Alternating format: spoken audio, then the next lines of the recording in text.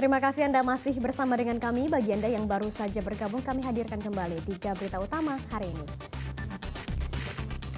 Rumah warga di seberang Ulu 2 Palembang dibobol maling saat penghuninya tidur. 2 unit ponsel senilai jutaan rupiah raib.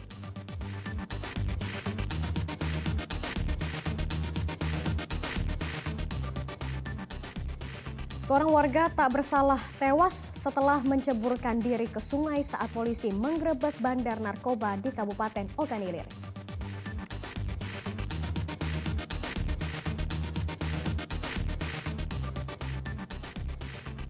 Pengobatan dan kitan massal gratis hingga penampilan kesenian tradisional dihadirkan dalam Pesta Rakyat Peringatan HUT ke-19 Kabupaten Ogan Komering Ulu Timur.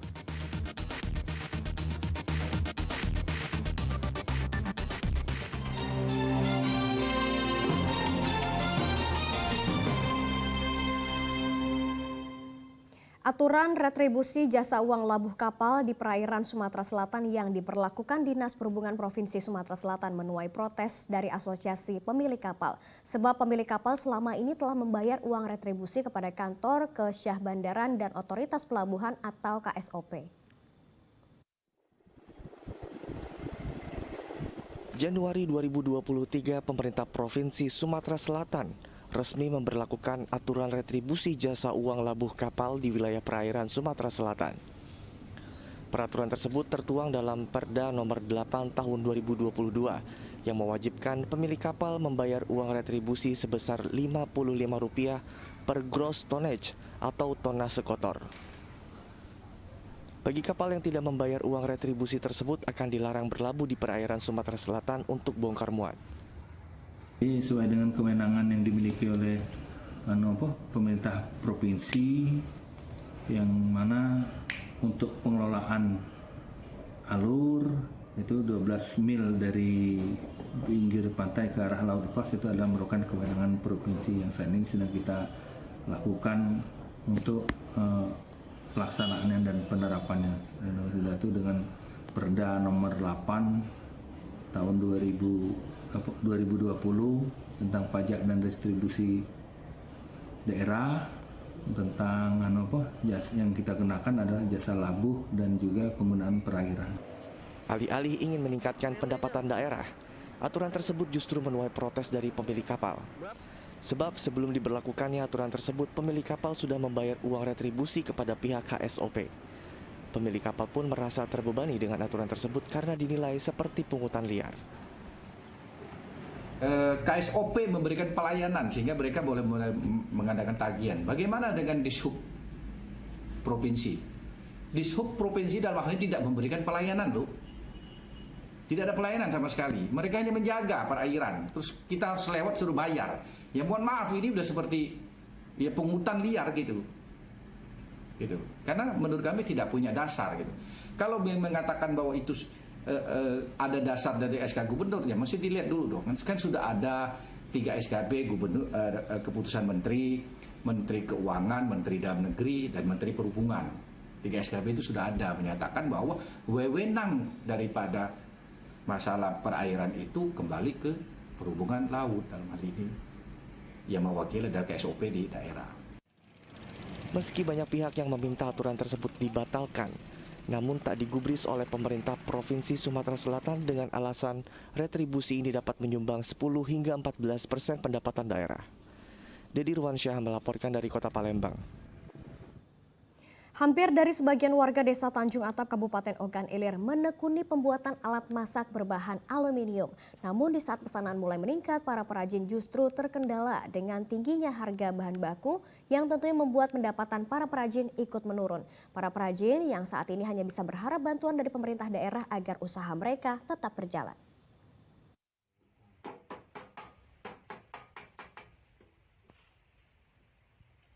Desa Tanjung Atap, Kecamatan Tanjung Raja, Kabupaten Ogan Ilir merupakan sentra kerajinan alat masak berbahan aluminium. Nah, tak heran jika mayoritas penduduk di desa ini bekerja menjadi perajin alat masak. Salah satunya perajin yang ada di desa ini adalah Yusuf.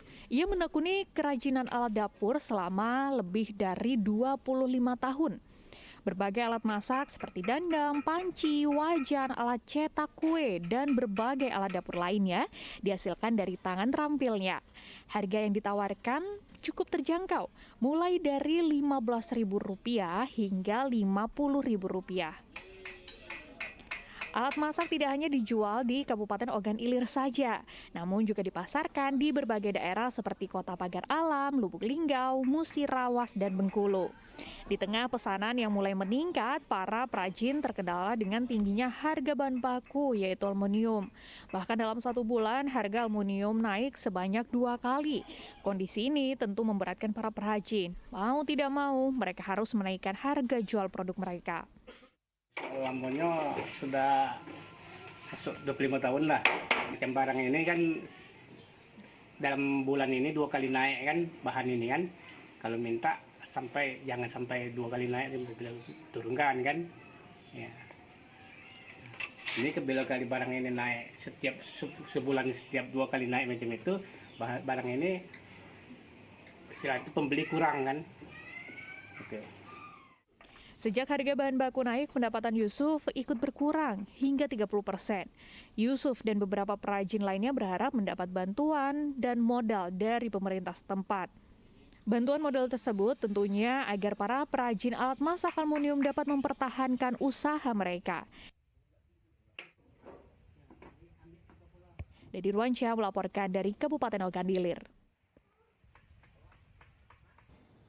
Dalam rangka memperingati hari ulang tahun ke-19 Kabupaten Ogan Komering Ulu Timur, pemerintah menggelar pesta rakyat di lapangan Madang Suku 3. Beragam kegiatan pun dihadirkan, mulai dari pengobatan dan kinatan gratis, memamerkan produk UMKM setempat, hingga menampilkan kesenian tradisional.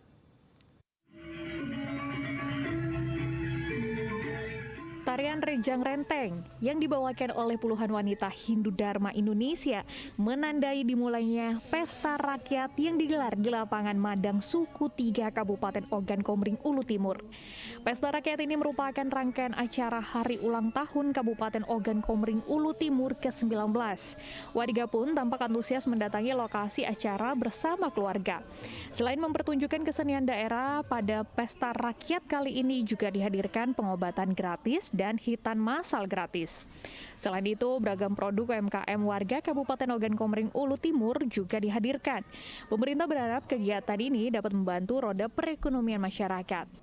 Artinya di setiap tahun Ogan Timur memiliki cita-cita ekonomi tanpa melibatkan orang banyak itu akan sia-sia. Maka dibuat di 6 titik untuk acara yang ke-19 Kabupaten Ogan Timur agar supaya ekonomi itu dapat terasa sampai kepada akarnya, maju dan lebih mulia. Anaknya ikut sunatan massal tadi Bu ya? Iya. Usia berapa tahun anaknya tadi? 9 tahun. 9 tahun. Dengan diadakan sunatan massal ini gimana perasaan Ibu? Alhamdulillah sudah diberi sunatan massal. Selain di desa-desa Madang Suku 3, pesta rakyat serupa juga digelar secara serentak di 6 lokasi berbeda yang tersebar di Kabupaten Ogan Komering Ulu Timur. Kegiatan tahunan ini akan dilakukan secara bergilir di setiap kecamatan yang ada di Kabupaten Ogan Komering Ulu Timur. Tujuannya tidak lain agar seluruh rakyat dapat merasakan sukacita di hari ulang tahun Ogan Komering Ulu Timur. Dedi Ruansyah melaporkan dari Kabupaten Ogan Komering Ulu Timur. Dan laporan tersebut mengakhiri berita Palembang hari ini. Saya Janet Lee, berterima kasih atas perhatian dan kebersamaan Anda. Selamat beraktivitas dan sampai jumpa.